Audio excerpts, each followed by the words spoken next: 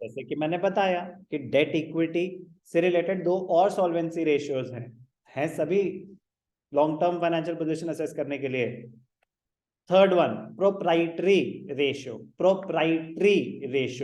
Proprietors funds किसे कहते हैं? शेयर होल्डर्स फंड्स को, शेयर होल्डर्स फंड्स को। तो total assets to debt ratio था total assets upon debt, proprietary ratio है share holders funds upon total assets, share holders funds upon total assets. अब हम कंपेयर कर रहे हैं कि टोटल एसेट्स आपके 1 करोड़ है, कह रहा है आपके अपने कितने पैसे लगे हैं, कह रहा है 60 लाख, तो मतलब 60 लाख तो आपके अपने लगे हुए हैं, तो बाहर से सिर्फ 40 तो होंगे अप्रोक्सीमेटली, अगर बात इतनी सी ली जाए तो इनडायरेक्टली ये पता चल रहा है कि आपने अपना कितना पैसा इन्वेस्ट कर रखा है बिजनेस में to create these assets.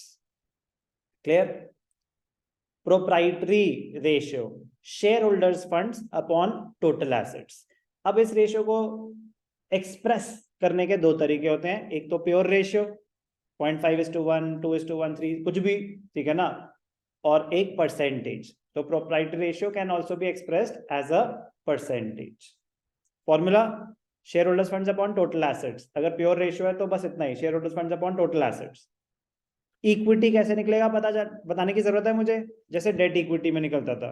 Total assets कैसे निकलेगा बताने की जरूरत है मुझे, जैसे टोटल एसेट्स रेट में निकला। तो ये तो फ्री के मार्क्स है ना अगर पुराने ढंग से आते हैं, बट पॉइंट अगर परसेंटेज में निकाल रहे हो तो share holders funds upon total assets into 100, और अगर प्योर रेशियो में निकाल रहे हो तो बस share holders funds upon total assets, तो चाहे वो 0.8:1 आए, 0.2:1 आए, 0.3:1 आए, कुछ भी आ सकता है। Proprietary ratio establishes the relationship between proprietors' funds and total assets. Shareholders' funds upon total assets. Expression. How do you express this ratio?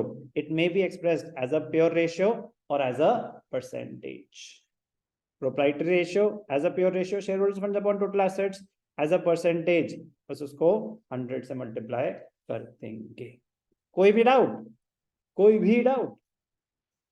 Proprietors funds, अब इक्विटी, ये हम ऑलरेडी बहुत बार, मतलब जैसे कहते हैं ना कि वो डेट टू इक्विटी में मैंने आपको पूरी कहानी बता दी थी कि इक्विटी को निकालने का एक तो तरीका है share capital plus reserves in surplus, direct method, उसे कहते हैं लायबिलिटी साइड अप्रोच, कि डायरेक्टली आपको दोनों चीजें दे रखी हैं, शेयर कैपिटल भी और रिजर्व्स इन सरप्लस भी।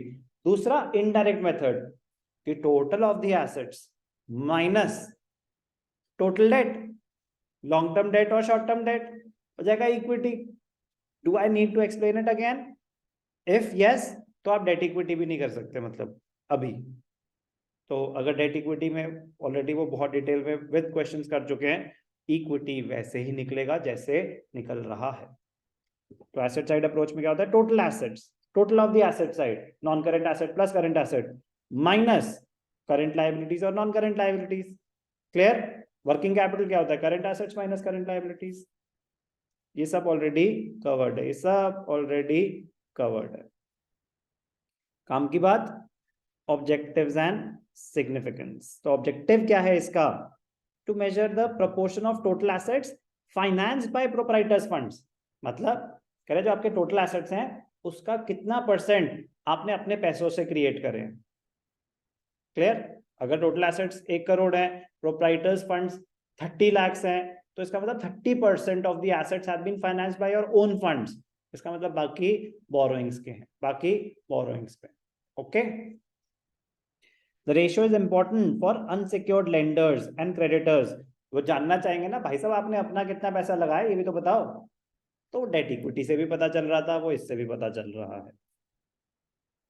हाई प्रोप्राइटरी रेशियो हाई है, इसका मतलब ज्यादा आपने अपना पैसा डाला हुआ है। प्रोप्राइटरी रेशियो 50% है, तो मतलब जितना भी एसेट्स है उसका 50% आपने अपने पैसों से करा है, it is a good ratio. 60% अपना है, जितना ज्यादा मतलब उतना ज्यादा आपने अपने पैसे डाले हैं, जितना ज्यादा अपने पैसे डाले हैं बाहर वाले उतने ज्यादा सिक्योर्ड है, उतने ज्यादा सेफ हैं, उतना ज्यादा कवर्ड है। समझ आई बात? High ratio proprietary ratio indicates adequate safety cover for the unsecured lenders and creditors, but a very high ratio means जितना ज्यादा होगा, मतलब कह रहा भाई साहब सारा पैसा अपना ही लगा दिया, मतलब आपने बाहर से पैसा ज्यादा रेज ही नहीं करा, आपकी मर्जी है, बट आइडियल रेशियो तो डेट इक्विटी 2:1 है। 1 रुपये अपना डालते हो तो 2 बाहर से रेज कर सकते हो, उतना बड़ा बिजनेस कर सकते हो।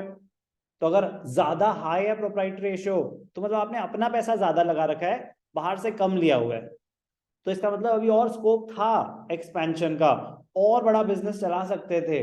मेरे को नहीं चलाना, मैं खुश हूं, वो आपकी मर्जी है। बट रेशियो क्या इंडिकेट कर रहा है कि आपने अपनी बोरोइंग कैपेसिटी पूरी अभी यूज नहीं करी है। बात समझ आई? ये समझ आ रहा है ना? It means improper mix of funds and loan funds which results in lower return on investment। कह रहे और बड़ा कर सकते थे, ठीक है ना, क्योंकि जितना ज्यादा इक्विटी मतलब उतनी ज्यादा आपने ओनरशिप डाइल्यूट की हुई है। तो अगर आपका एक प्रॉफिटेबल वेंचर था तो ओनरशिप अपने पास ज्यादा रखनी चाहिए, डेट बोरोइंग करनी चाहिए। जितने ज्यादा आप शेयर्स इशू कर रहे हो उतनी आपकी ओनरशिप भी तो डाइल्यूट होती जा रही है, उतने ज्यादा लोगों में पैसा बढ़ेगा फिर।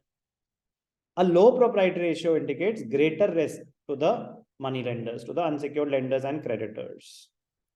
तो लो होना तो बहुत ही रिस्की है, हाई ठीक है, वेरी हाई मतलब आप ठीक से यूटिलाइज नहीं कर रहे अपनी बोरोइंग कैपेसिटी। तो proprietary ratio share holders funds upon total assets.